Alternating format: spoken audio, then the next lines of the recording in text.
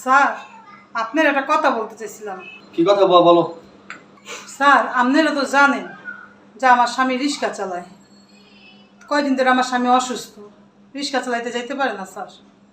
কটা ওষুধ কিনবো, যদি আমার কটা টাকা দিতেন। কত টাকা লাগবে? এই তুমি চুপ থাকো। এই বুয়া, কয়দিন পর তোমার এত কিসের টাকা লাগে? তোমার জন্য কি টাকা গাছ লাগিয়েছি নাকি? তোমার কি কোনো মাসের বেতন বাকি আছে? তোমার জামাই অসুস্থ থাকতে আমাদের কি? ম্যাডাম, কয়টা টাকা যদি ওষুধ কিনার লেগে দিতেন। না, কোনো টাকা পয়সা হবে না। যাও গিয়ে কাপড় চোপড়গুলো ধোও, যাও। এই তোমার চা খাওয়া শেষ হইছে? যাও তুমি অফিসে যাও। আর কাজের মানুষদের এত লাই দিতে হয় না। কাজের মানুষের যখন টাকা লাগবে সেটা আমি বুঝবো। আচ্ছা ঠিক আছে, তাহলে আমি অফিস যাই। এই আমার কাছে 1 লক্ষ টাকা ছিল, আমি তো টাকাটা পাচ্ছি না। কি বলো, কিসের টাকা? আরো অফিসের 1 লক্ষ টাকা আমার কাছে ছিল, কই রাখছি আমার মনে নেই। আলমারি তো আমি পাচ্ছি না। আমার প্যান্টের পকেটে টাকাটা তুমি পাইছো নাকি? আমি তো তোমার কোনো প্যান্ট ধরি নাই। কালকে বুয়া তোমার প্যান্ট ধরেছে। তাহলে মনে হয় 1 লাখ টাকা বুয়া মাইরে দিছে। দেখছো, এই জন্য ও আজকে কাজেই আসে নাই। আরে কি বলো, টাকাটা তো আমার অফিসের টাকা। এই টাকাটা তোমার জমা দিতে হবে। টাকাটা জমা না দিলে তোমার চাকরি চলে যাবে।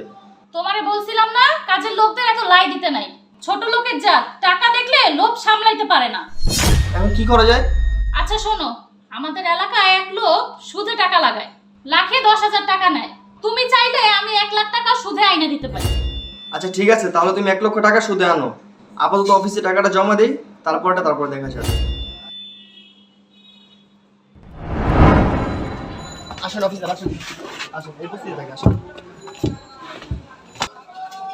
এই তুমি কি এই বস্তিতে থাকো? জি স্যার, এই বস্তিতে থাকি। রঞ্জন নামে কেউ এখানে থাকে, রিক্সা চালায়। তার ওয়াইফ মানুষের বাসায় কাজ করে, দেখছি তো সুন্দর, স্বাস্থ্য মাস্ত ভালো। জি স্যার, চিনি, এই যে এই বাসাতেই থাকি। অফিসার আসুন।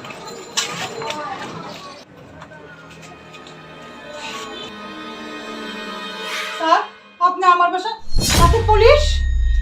তোমার স্বামী অসুস্থ, তুমি আমার থেকে টাকা চাইলা, আমি টাকা দেইনি, এই জন্য তুমি 1 লাখ টাকা চুরি করলা। স্যার আমি কোনো চুরি করি নাই স্যার। তুমি প্যান্ট ধুতে যা প্যান্টের পকেটে 1 লাখ টাকা পাও নাই, সেই টাকা চুরি করতে তুমি আজকে কাজেও আসো নাই। স্যার আমি প্যান দিতে যা টাকা পাইছি ঠিকই, কিন্তু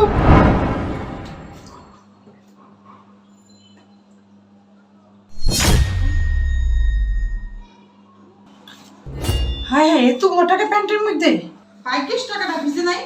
ম্যাডাম ম্যাডাম এই কি হয়েছে, তুমি এত চিল্লাচ্ছ কেন? ম্যাডাম দেখেন প্যান্টের মধ্যে কতগুলো টাকা পাইছি। এই বুয়া শোনো, এই টাকার বিষয়ে তোমার স্যারকে কিছু বলা লাগবে না। যা বলার আমি বলবো না। তুমি তোমার কাজ করো, কাপড় চোপড়গুলো ধুয়ে পরিষ্কার করো। আচ্ছা ম্যাডাম। স্যার আজকে আমি কাজে যাইনি, আমার স্বামীটা খুব অসুস্থ স্যার। উনি আজকে কথাই কইতে পারতেছে না ঠিক মতো। বয়, এবার আমি সবই বুঝতে পারছি, তুমি একটু আমাদের সাথে চলো। অফিসার আপনি একটু আমাদের সাথে চলেন, আসল চোরকে ধরবো। আচ্ছা ঠিক আছে, চলেন। তুমি পুলিশ দিয়ে উনারে ধরে নিয়ে আসছো? হ্যাঁ, পুলিশে ধরে নিয়ে আসছি। তুমি বলছিলে না ছোট লোকের জাত, টাকা দেখলে লোভ সামলাতে পারে না, তুমি ঠিকই বলছো। তুমি আমাকে থাপ্পড় মারতে পারলে? হ্যাঁ থাপ্পড় দিলাম, কেন দিলাম বুঝতে পারোস নাই? আমার টাকা চুরি করে আমার কাছে সুদে লাগাও, তোর মতো মেয়ের আমার সংসারে কোনো জায়গা নেই। তুমি আমাকে ক্ষমা করে দাও, এরকম কাজ আর কখনো করব না। ক্ষমা তোকে? তোর কোনো ক্ষমা নেই।